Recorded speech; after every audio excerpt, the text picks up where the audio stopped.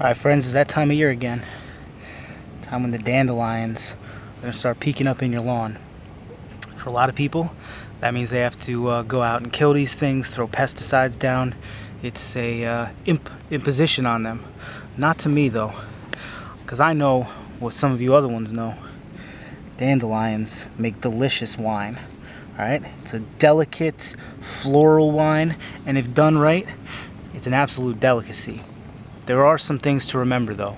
What I want to do today is take you through my process. It's an easier process, alright? I'm not a pro amateur winemaker who goes crazy with all kinds of expensive equipment.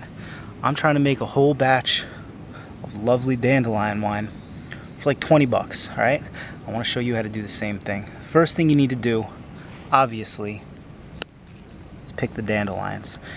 You're going to want to make sure that you can trust the source of your dandelions.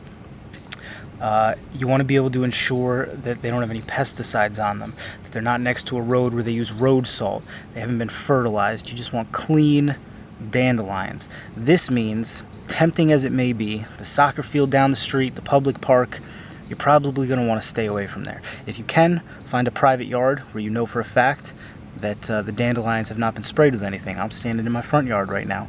I can guarantee that these dandelions were not sprayed with anything. That's the first step. Go ahead and pick you a whole bunch of these. I would say about a gallon of them. Alright? Get a gallon milk jug, cut a bit of the top off, fill that thing up with dandelions. Really, all you want to pick are the heads right like this. From this little green bulb bottom, and then the petals are where the real gold is. I'm going to show you what I mean. Alrighty, now there's two schools of thought when making wine with dandelions. Some people use everything from the stem up, meaning they pop this stem off and they use this entire bit here. That's how I've done it for years.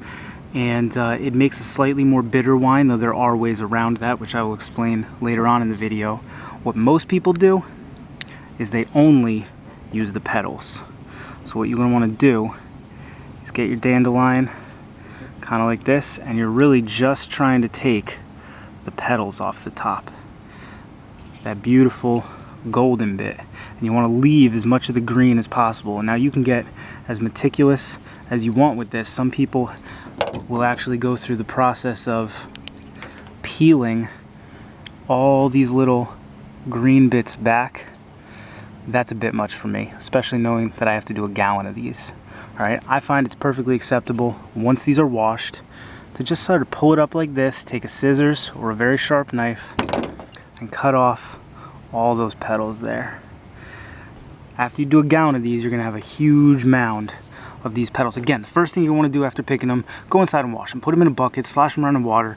You've already guaranteed there's no pesticides on them, but you don't want to get bugs. I mean, lots of times there's ants in here. The center of these flowers are real sweet. All kinds of other bugs, dirt, anything else. So get your big bucket of petals. Just petals, I would recommend. Again, you can do it with the whole head, meaning with this green bit included. You're going to have to add a bunch of other ingredients to kind of mask some of this bitterness, and the wine you get may still need to be mixed with orange juice to really taste good, though it is doable. That's how I did it for years. Put the whole thing in there. I'd make a really strong 18% wine and then cut it 2 to 1 with orange juice, and you know, that's still wine, you know. All right, let's go inside, look at some equipment, how we can turn these petals into some real nice wine real inexpensively.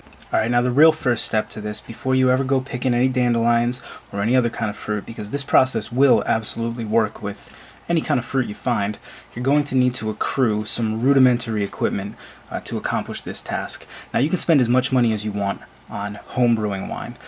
You can spend a ton on equipment and top shelf ingredients, and I'm sure that yields a really wonderful result. I'm not that guy.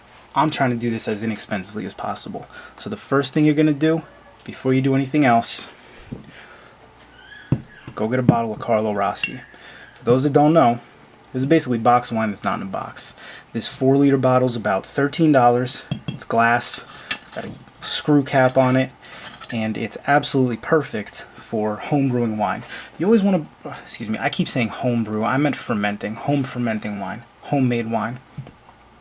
You're always going to want to ferment in glass, stainless steel, ceramic, something like that.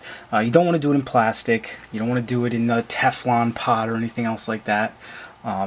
This glass is really great. It's reusable. It's a decent enough size. Ideally, it might be a little bigger, but for 13 bucks, then you get to go drink the wine, have a good night, then you get to make more wine with it. It's pretty good by me. Next thing you want to do is go on Amazon. You're looking for two things on Amazon. This is called an airlock. Now, I will tell you that home fermentation can be accomplished without this. You can do it with a balloon. It's a heck of a lot easier with this, and it's a lot more satisfying, and I'll tell you why. These are $3. I'll put a link down in the details down there, but Google wine making airlock. This one's plastic. I got two of them for $5, one for $3. Comes with this rubber bung. This is just what you need. Then you're going to need to get some yeast. You don't want to make the mistake of using the yeast that's in your cabinet for making bread. It's not the same stuff. It gives it a weird taste. Go and get some kind of, this is champagne yeast. Put in winemaking yeast, and a number of things will come up. I got this whole package of them. You're only going to need one sachet. This is a sachet packet for your batch of Dandelion wine. You get 11 of them for $6. It's not bad. It's 11 rounds of making wine. It's pretty good. Get yourself that. After that, you can stop with the equipment. Now, you can get as much more gear as you'd like. I like to use some rubber hose for siphoning from one container to another. Because I do this often, I do have a hydrometer, which is a device for discerning the alcohol level in wine. I don't think this was overly expensive. You can spend as much or as little as you'd like, but you can accomplish this with just the gear that I've shown you there. Now you need just a few more things. You need the raw ingredients that are going to go into wine. You need clean water, all right? Now, if you have well water, if you have city water that isn't too chlorinated, you're already good to go. If you have city water that's highly chlorinated, or well water that's very, very hard, meaning there's a lot of minerals in it, you may want to consider using bottled water. You're going to need to get yourself a lime and a lemon. Put those aside. We'll get to them in a minute.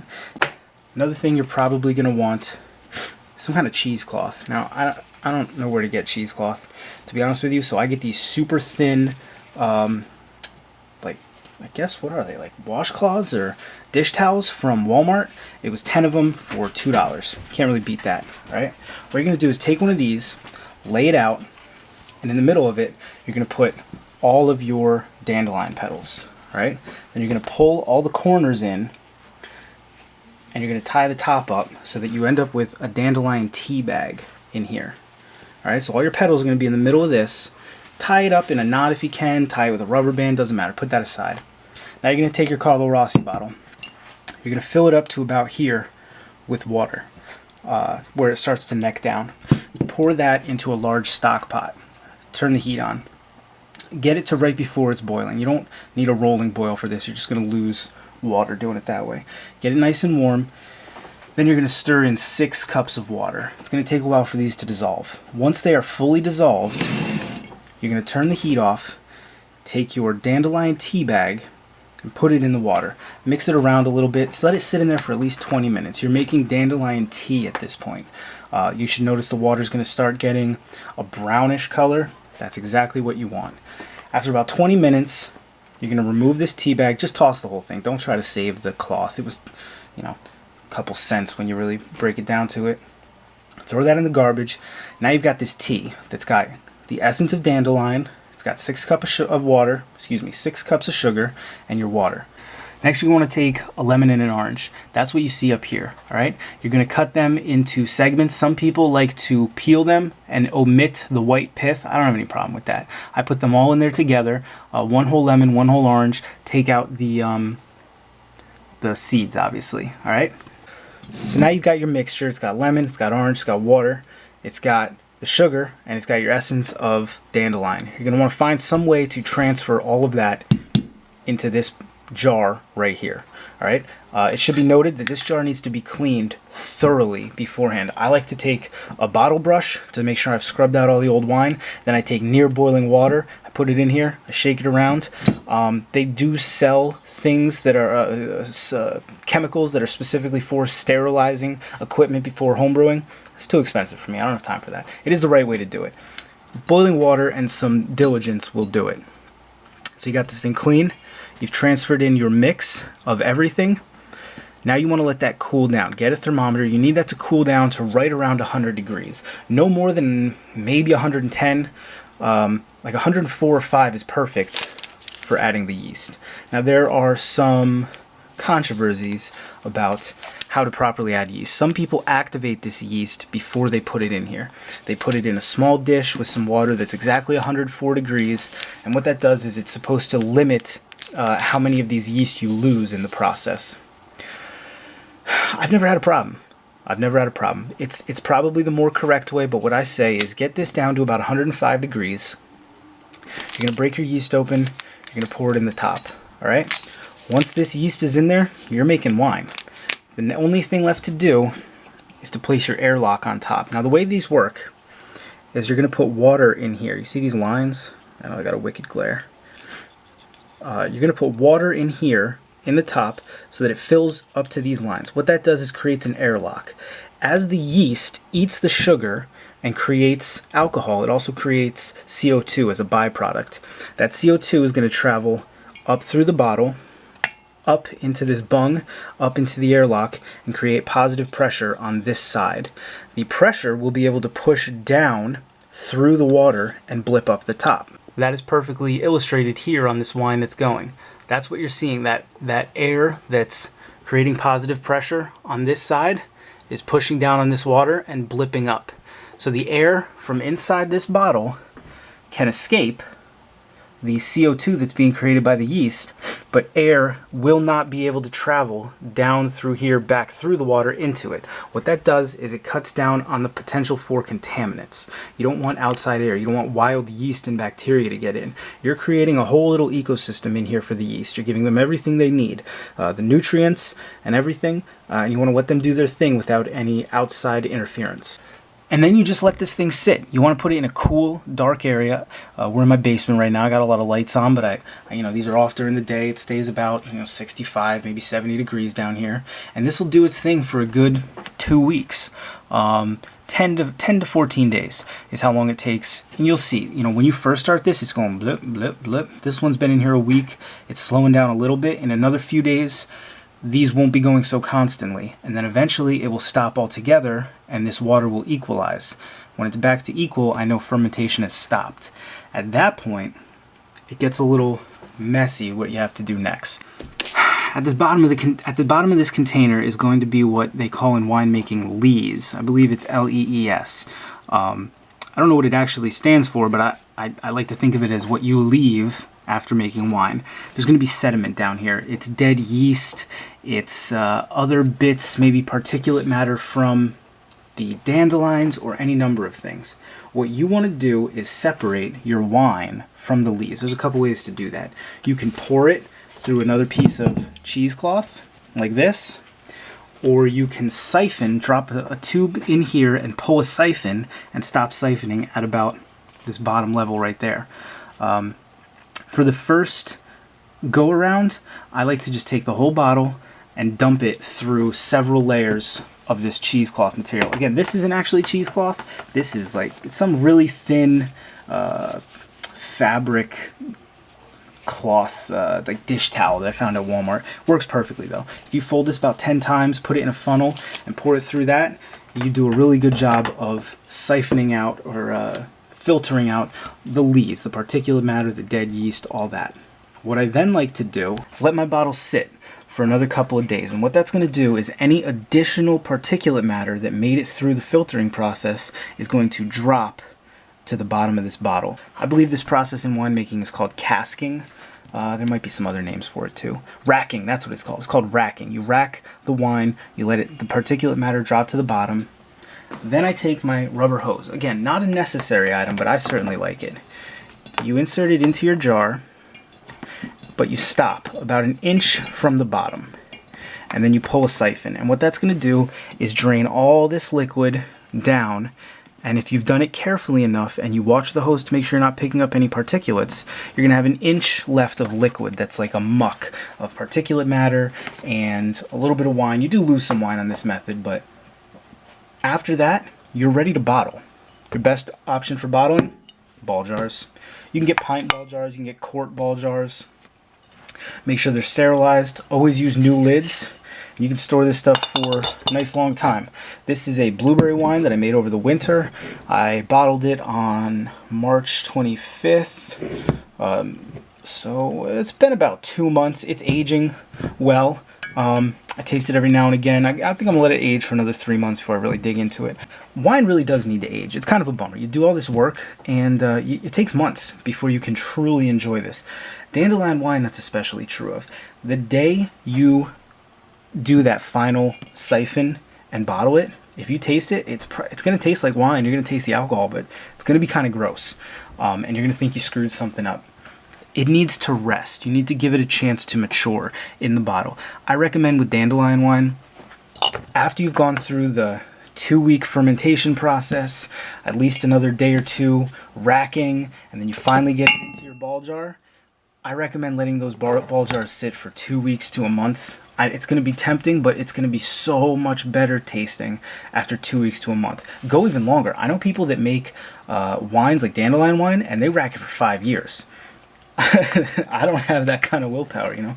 There's nothing better than you got some people over for dinner and you're able to pull out a bottle of dandelion wine and share it. Everyone's always amazed because very few people have had dandelion wine. And it really is a delicacy. I mean, to a lot of people this is just a simple weed. But to those that know, various parts of the dandelion are actually delicacies. The root, I believe over in Europe, is dried and ground up and used as a coffee substitute. Obviously, you can make wine and tea. That's another thing. The tea we made earlier, some people just drink dandelion tea. What you're going to want to do is follow the same process, but don't add the sugar. Just make a normal tea, and it's a very light, delicate tea, and I imagine it has some medicinal purposes. I don't know what they are offhand. So what you're looking at here is my method for making dandelion wine. Now there are a lot of things in there that hardcore home winemakers would absolutely take serious offense to. Sorry if I offended you, but this is an easy, cheap way to do it. All right, I don't have hundreds of dollars to spend on equipment. I don't have tons of money on ingredients. They'll tell you need to put in what is it? It's yeast nutrition. Some people add, I actually have some for another kind of wine I'm trying to make, a pectic enzyme, which helps break down fruit flavors. You don't need all that. All right, this is how our ancestors would have made dandelion wine, you know what I mean? When they're traveling across the country. This is a very old American tradition. They didn't have all kinds of special stuff. They used wild yeast. They just made the tea and put it outside and let wild yeast do its thing, and I think that's wild. That brings me to another quick, this is going to be an extra, we'll call it. This is the method I recommend you use. There is another method, though. You may have noticed through this video that this odd purple thing has been hanging out in the corner. This is actually another batch of dandelion wine that I'm working on that is made using a more traditional method. All right, now what you're looking at here is an open air fermentation process. I didn't use the tea bag for the leaves. I just have the dandelion petals sitting in here. So I boiled the water, I put the dandelion petals in there loose, I put my orange and lemon in there loose, I put my sugar in there, got everything dissolved, let it cool down to 104 degrees, added my yeast right to this bowl, and then I have this towel sitting over the top. The purpose of the towel is, I got 3 dogs. I don't want dog fur and dirt and dust getting into this, but this allows a more natural process. There is the potential for cross-contamination. I just think it's interesting. I've done both, and I've never noticed a flavor difference per se between the two, which is why I prefer this back one. It's a little bit more controlled, a little bit easier. The whole basement kind of smells like musty yeast and alcohol right now because I've had this open air fermentation sitting, but it is interesting. It takes the same amount of time. If you don't want to go out and buy an Airlock and buy a bottle of Carlo Rossi, do this. Everybody's got a big pot in the house. Once this is done, what I'm going to do is probably pull as much of this off the top as I can with like a spoon, and I will try to pour it through some kind of filtration device, and it will eventually end up in one of these glass Carlo Rossi bottles to rack for a while, and then it'll go through the same process. I've heard people say that leaving the leaves in like this for the entire fermentation process has the potential to open up more floral notes in the wine. Hasn't necessarily been my experience, but I'm all for giving this stuff a shot. So there it is. I know there are tons of recipes and tons of videos on how to make dandelion wine, but I was noticing this year when I was looking for, some interesting recipe changes I could try, that most of those are people trying to flex their muscles as home winemakers and impress you with how many big words they know and how much expensive equipment they can get their hands on. That's not the spirit of dandelion wine. The spirit of dandelion wine is go out in your yard, harvest these beautiful golden little flowers that most people regard as weeds, and make some wine, something interesting that no one's ever had before, It's a really cool thing to do. It's a fun project. I highly recommend you do it. If you have any questions, leave me a comment. I'll try to help you out. I mean, it's pretty obvious, and I don't need to tell you again that I'm not an expert in this stuff, but, I might be able to help you out. Might be able to give you some pointers. I've never come up with a bad batch of this stuff. When I first started out and I didn't take all of the green off, I would end up with some bitter wine. What I did to combat that is I added twice the amount of lemon and orange in the fermentation process, and once the wine was done, I would cut it with some orange juice. It still made for a lovely summer drink, something interesting. Anyway, like I said, hope you guys enjoy this. Dandelions are a finite resource. Most people don't realize this, but they're only around for like 2-3 weeks in the spring. So if you have them in your yard, don't wait another week because they may be gone. Once they turn into those little white poofs, they're no good. So if you got some, go outside and harvest them, make yourself some tea, get yourself some yeast, make yourself some wine.